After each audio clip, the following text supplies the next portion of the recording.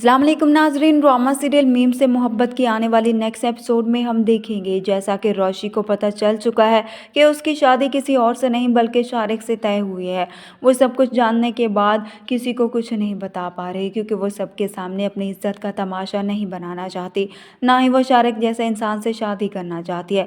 इसलिए तो अंदर ही अंदर परेशान है कि अब वो कैसे सबको ये बात बताए।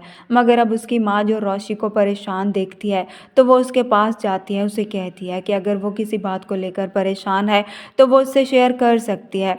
वो रोशी से कहती है कि अगर तुम्हें उससे शादी नहीं करनी या तुम्हें कोई और मसला है तो वो तुम मुझे बताओ। मगर रोशी जो बताना तो चाहती है मगर वो हिम्मत नहीं कर पाती क्योंकि जानती है कि अगर वो सब कुछ बताएगी तो उस पर भी सवाल उठेंगे। इसलिए अपनी माँ से कहती है कि जो कुछ भी है अचानक से हुआ है, इसलिए मैं थोड़ा परेशान हूँ, कुछ समझ में नहीं आ रहा, बाकी कुछ बात नहीं, मैं खुश हूँ। उधर से चमन बुआ जो रोशी के पास आती है उसे कहती है कि आज डॉक्टर साहब बहुत ज़्यादा खुश हैं, उन्होंने कहा है कि जाकर सब में मिठाइयाँ तकसीम करूं, आखिरकार आपकी मंगनी जो हो गई है। मगर फिर भी वो ये बात भी महसूस करती है कि रोशी बेटी वो पहले जैसी रोशी नहीं रही, वो बहुत ही ज़्यादा परेशान है।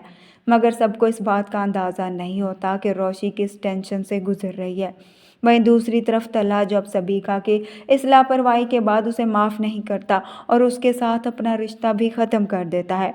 तल्हा का बाप तल्हा से कहता है कि नौकर बता रहे थे सबीका आई थी और फिर जल्दी वापस भी चली गई। तभी तल्हा अपने बाप को बताता है कि अब मेरा सबीका के साथ कोई रिश्ता नहीं है, मैंने उससे शादी करने से इनकार कर दिया है। इस पर तल्हा का बाप तल्हा से कहता है कि ये कोई मजाक चल रहा है, कभी मंगनी तोड़ दी और कभी जोड़ दी, ऐसे रिश्ते निभाए जाते हैं।